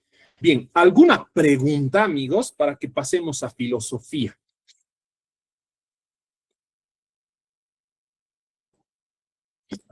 ¿Se ha entendido hasta aquí, amigos? Ya bien veo likes. Me imagino que se ha entendido. Bueno, me he extendido un poco, pero es que es para eso. Las preguntas que les han puesto ahí no abarcan todo esto que les he indicado, pero les he querido indicar por si acaso, ¿no? De todas formas, la 9 y la 16, ¿cuáles son las palabras clave? Psicoanálisis y la 16, el inconsciente. ¿Cómo se manifiesta el inconsciente? A través de lapsus, sueños, conductas inexplicables, chistes tendenciosos, chistes inocentes, etcétera, ¿no? Entonces, ahí está. Bien, vamos a filosofía, lo que nos alcance en el tiempo. En filosofía son 5 los temas que hemos clasificado. En el tema número 1 tenemos 8 preguntas. Fíjense que abarca casi todo el cuestionario, una gran parte del cuestionario. Entonces, en el tema 1 tenemos las preguntas 1, 2, 3, 6, 12, 14, 15, 16. Vamos a ver la 1, la 2 y la 3. Vamos a filosofía, tema 1. La pregunta número 1 te dice, ¿cuál es la característica de la filosofía? Una de las características de la filosofía es que cuestiona las verdades absolutas, es que critica, es que reflexiona, es que prácticamente problematiza lo que se cree que es verdad absoluta, ¿no? Entonces, una de las características de la filosofía. No hay donde más perderse. Vamos a la segunda pregunta. La segunda te habla sobre la epistemología. Epistemología significa logía, estudio, y episteme, conocimiento. Por lo tanto, es el estudio del conocimiento o es la teoría del conocimiento. Entonces, aquí vamos a ver en el banco de preguntas el sustento. Te dice, ¿cómo se denomina esa rama de la filosofía? Epistemología. ¿Y qué es la epistemología? Es la teoría del conocimiento o el estudio del conocimiento humano. Entonces, ¿cuál es el objetivo de la teoría del conocimiento? Saber cómo es o cuál es el origen del conocimiento, cuál es la validez del conocimiento, si es conocimiento válido o si simplemente es un saber o una opinión. También la epistemología te dice cómo el ser humano conoce las cosas, cómo estudia, cómo aprende, qué hace posible que el ser humano tenga conocimiento. Y obviamente te dice qué es un conocimiento verdadero y qué es un conocimiento errado. Entonces es un tema que tiene que ver mucho con la ciencia también. Por eso se le llama epistemología, ¿no? Entonces, lo único que necesitan saber es que la epistemología es la teoría del conocimiento. Estudia cómo es que se ha originado el conocimiento humano.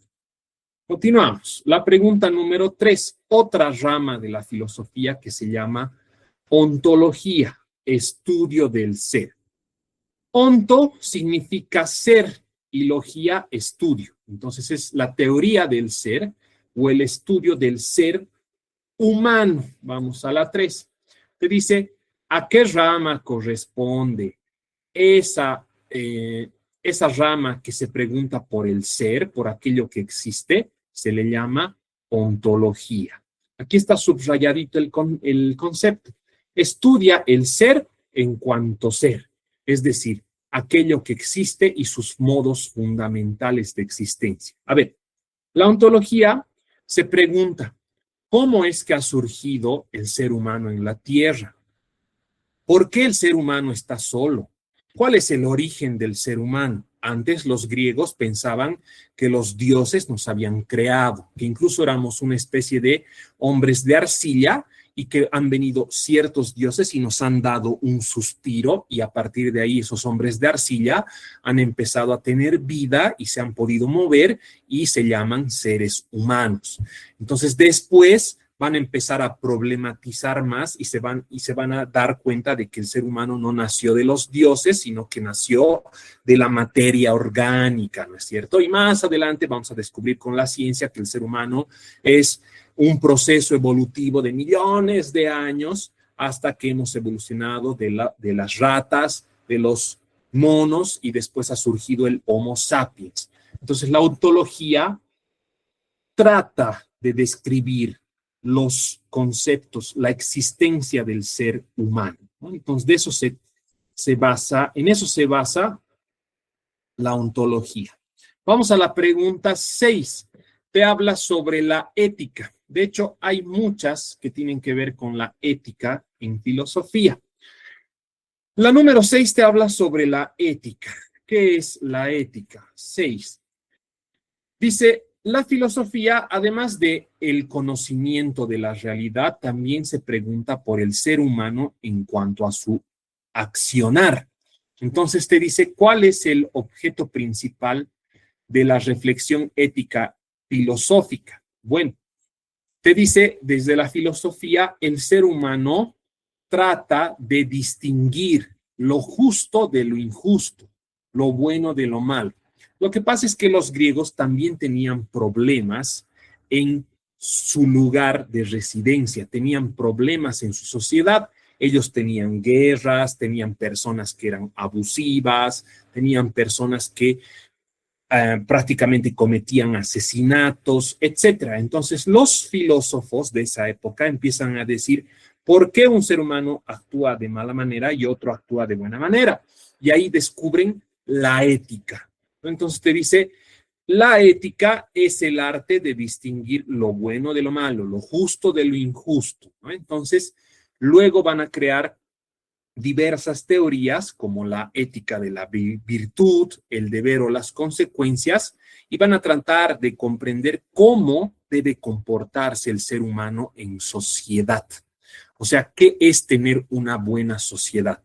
En pocas palabras, los griegos se van a preguntar por la importancia de los valores y le van a llamar a eso ética. Bien, continuemos. Vamos a la pregunta número 12. Igual, tiene que ver con la ética. La 12 te habla y te dice, cuando la filosofía se pregunta qué es lo bueno, ¿a qué campo filosófico pertenece principalmente esta pregunta? A la ética filosófica.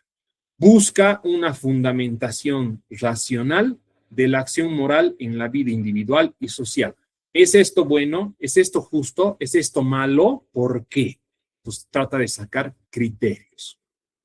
Vamos a la pregunta número 14, la estética. La estética es una rama de la filosofía que se preocupa por lo bello, que se preocupa por el arte, que se preocupa por aquello que es agradable a la vista, agradable al gusto o agradable incluso al oído, como la música. Entonces, los griegos valoraban mucho las artes, por lo tanto, han creado esta rama de la filosofía que es la estética, que prácticamente te decía qué requisitos debe tener algo para considerarse estético, bello, bonito, de aquello que no es, ¿no? Entonces, ellos van a inculcar el arte, la belleza, la experiencia estética, ¿no? Entonces, el objeto principal de la estética es principalmente sacar criterios para considerar que algo es bello o que algo tiene significado en la vida, ¿no? Entonces, ahí está. Vamos a la 15. Antropología filosófica. La naturaleza del ser humano. La afirmación del ser humano que es un ser racional ha sido central en la filosofía clásica, dice, y moderna. ¿Qué tipo de concepción filosófica sobre el ser humano expresa esta idea?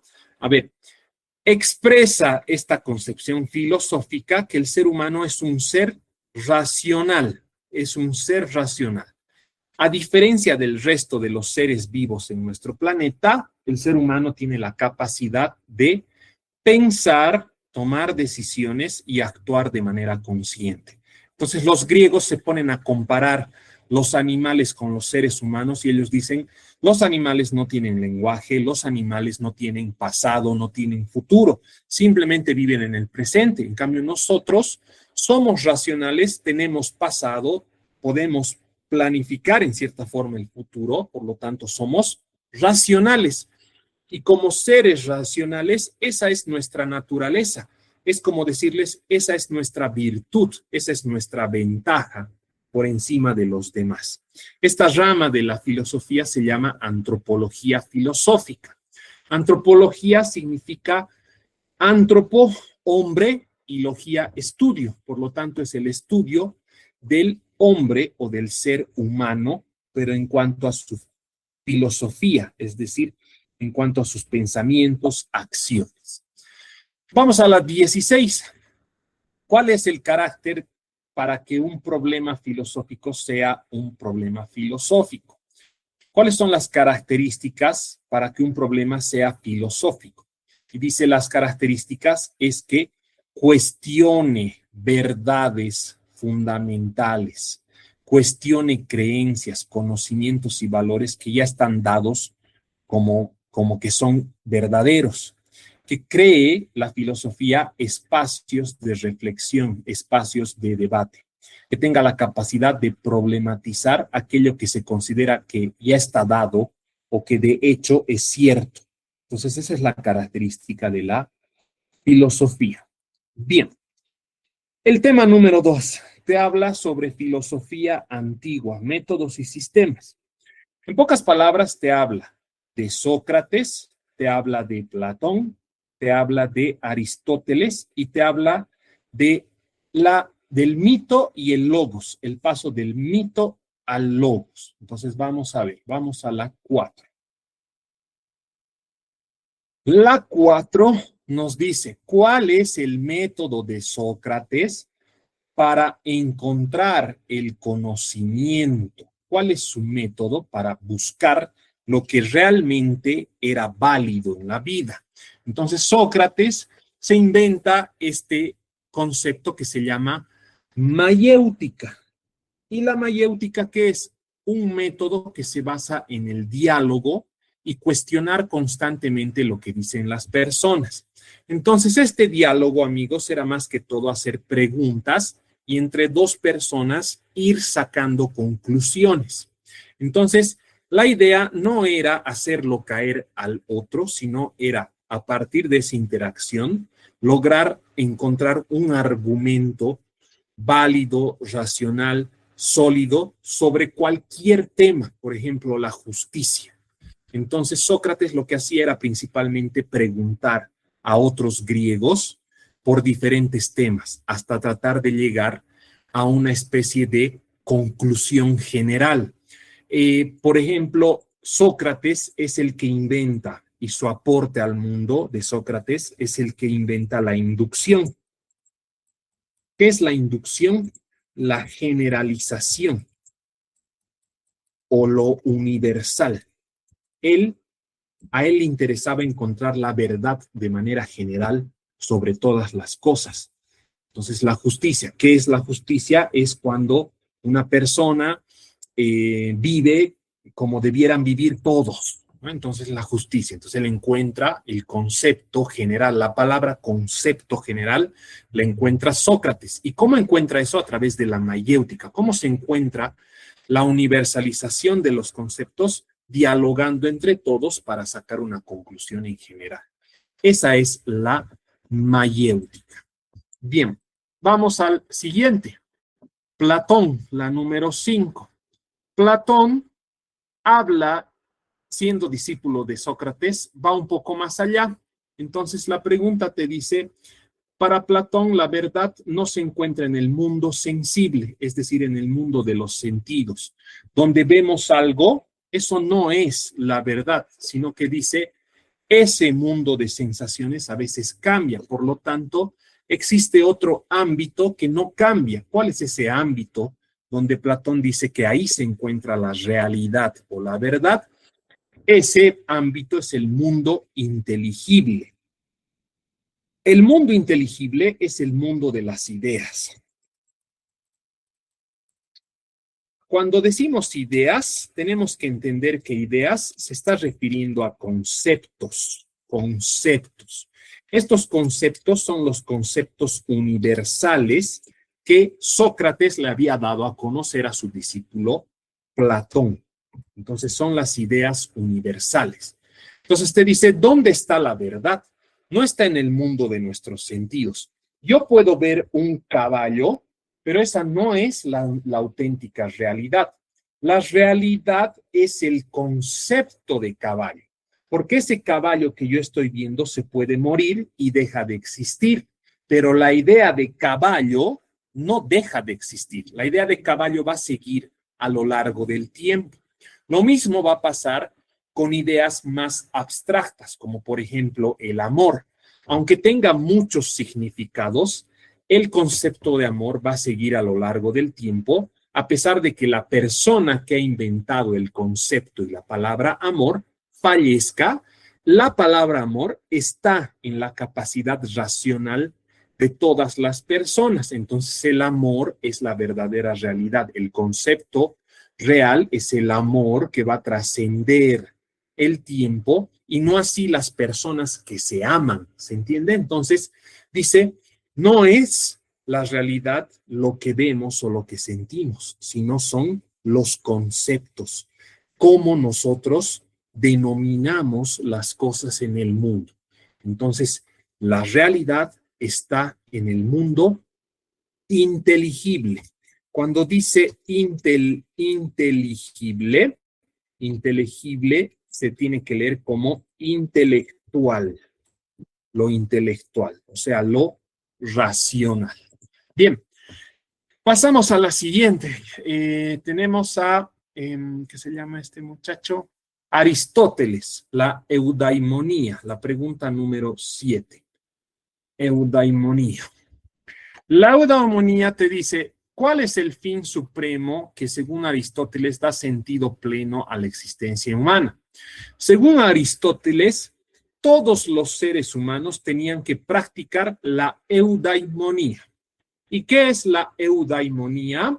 Tener una vida plena, realizarse en el mundo, aportar con nuestro conocimiento, con nuestras virtudes, siendo buenas gentes al mundo, hacer de este mundo un mundo mejor y no así hacer el mal. Entonces eso es la eudaimonía, amigos, tener un equilibrio y aportar de cierta forma al mundo. Por ejemplo, me hago profesor solo porque quiero ganar plata o me hago profesor porque también quiero enseñar a otros estudiantes conocimientos que les van a servir a lo largo de su vida. Entonces, la eudaimonía sería tener un propósito en la vida, una vida noble. Bien, vamos a la siguiente. La número 3, corrientes epistemológicas. Es como si les dijera ramas de la filosofía, pero más modernas. Entonces vamos a la 8. Ya estamos acabando, amigos, un poquito de paciencia. La 8 te habla de René Descartes y te dice, la verdad o el conocimiento verdadero se debe fundar en una base absolutamente segura. ¿Cuál es el método o la fuente de conocimiento que Descartes privilegia dentro de la corriente filosófica que se llama racionalismo? René Descartes, igual que Platón, igual que Sócrates, se pregunta por la verdad en el mundo. O sea, se preguntan qué es real en el mundo. Entonces, Descartes a su manera va a decir, ¿cómo sé que algo es real? Entonces empieza a dudar de todo. Y dice, ¿cómo sé que yo existo? Yo existo porque puedo pensar, porque si no me podría pensar, entonces yo no existiría, pero como pienso, por lo tanto existo. Entonces se da cuenta con ese argumento de que lo que le sirve para saber algo que es real de algo que no es real es la duda metódica. Entonces la duda metódica es el método de Descartes para designar aquello que es real de lo que no es real, ¿no? Entonces, aquello que te va a dar certeza es primero dudar, preguntar, tener curiosidad. De aquí viene también lo que dicen, es mejor tener una buena pregunta que simplemente buscar una respuesta. A veces la respuesta está al hacer buenas preguntas, ¿no? Entonces, es el punto de partida, dudar para luego tener la realidad o llegar a la realidad a través de la razón, ¿no? Entonces es la duda metódica. Positivismo, la número 9, verificación empírica. El positivismo es otra rama de la filosofía donde sostiene que el conocimiento es válido solamente si se puede verificar. Es una época en la Edad Moderna en la que se deja atrás el oscurantismo y la verdad absoluta basada en la fe o en Dios y se empieza a observar y experimentar. Entonces dice, ¿con qué corriente de pensamiento se asocia principalmente que el conocimiento se expresa a través de la observación y la experiencia? Con el positivismo. El positivismo es la rama de la filosofía que va a dar paso a las diferentes ciencias, la matemática, la biología, no sé, la geografía, entre otras, donde todas estas ciencias que son exactas tienen que prácticamente valerse de un método de experimentación. Observar algo, tener una pregunta y someterla a experimentación. Entonces va a surgir de aquí la química también, ¿no? Entonces todo se va a sujetar a la experimentación y todo aquello que es cierto va a tener algún argumento o algún respaldo. Por ejemplo, el agua hierve a 100 grados centígrados. ¿Cómo llegas a la conclusión de que el agua hierve a 100 grados centígrados? Ahorita vemos la 17, denme un segundito. ¿Cómo llegas a la conclusión de que el agua hierve a 100 grados centígrados? Pones una caldera, pones fuego y empiezas a esperar. Entonces, cuando el agua está burbujeando, agarras un termómetro que sirve para medir la temperatura y mides, y si dice 100, entonces está hervido. Por lo tanto, es válido decir que el agua hierve a 100 grados centígrados. Ese tipo de método se llama también método científico. Entonces, en el positivismo, todo va a estar sujeto a la experimentación científica, ¿no? Ya también van a llegar a un extremo porque todo van a querer hacerlo a través de la experimentación científica. Y hay cosas que no se pueden conocer a través del método científico o del positivismo. De hecho, hay cosas que la ciencia no ha podido revelar, ¿no? Entonces, son cosas como que misteriosas, digamos, ¿no? Entonces, esa es la corriente del positivismo. Bien, me dicen la 17. La 17, ¿dónde está la 17? ¿Me he saltado la 17, chicos? Ah, ya, perdón, sí, me había saltado. La 17, el paso del mito al logos. La 17 te dice, en el origen del pensamiento occidental, es decir, de los griegos, la filosofía se diferencia del mito como forma de explicación del mundo. ¿En qué rasgo fundamental se distingue la explicación filosófica de la explicación mítica? A ver, los griegos, ya les comenté a un principio, se preguntaban por muchas cosas. Una de ellas era cuál era el origen del mundo y cuál era el origen del ser humano. Y los primeros griegos llegaron a conclusiones que hoy en día nos parecen absurdas, ¿no? Por ejemplo, los dioses han creado la tierra y de un soplo han creado a los seres humanos y los dioses siempre han intervenido en el destino. Entonces, los primeros griegos se han valido de la mitología. Por eso dice mito, mito, mitología, mito. Mito apela siempre al origen. Origen. Cuando tú hablas de mito, estás hablando del origen de algo. Entonces, los primeros filósofos griegos apelaban a los mitos para explicar el mundo, pero de repente hubo un quiebre en los griegos. Y esos griegos que han hecho un quiebre se van a llamar filósofos que ya son los socráticos, filósofos socráticos. Entonces van a decir, no, aquí hay un rey que se supone que el rey es una representación del dios o el rey es una persona divinizada de uno de nuestros dioses, pero este rey es abusivo, este rey nos manda a la guerra, este rey no hace cosas justas.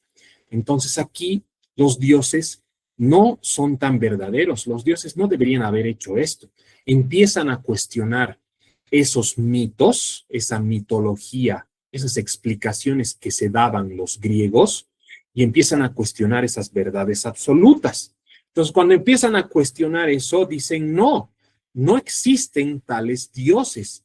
Lo que existe en el mundo somos seres humanos y lo que pasa es que el ser humano es un ser racional y en el mundo existen este tipo de seres que tienen vida y existen este otro tipo de seres que no tienen vida. Entonces ahí surge la explicación filosófica. Se quiebra con el mito y se empieza a filosofar y se empieza a buscar la verdad sin el mito, sino buscando explicaciones a través de las ideas, a través de lo que también observaba. Entonces ese es la principal, el principal rasgo de la filosofía. Por eso nos dice ahí, mientras el mito recurre a narraciones simbólicas y tradicionales, la filosofía se apoya en la razón, la argumentación y la justificación racional. Sócrates, Platón, Aristóteles ya no van a creer en la mitología, sino que van a cuestionar todas esas cosas. Es por eso también, amigos, y les pongo el claro ejemplo, que en la misma Grecia, en la ciudad de Atenas,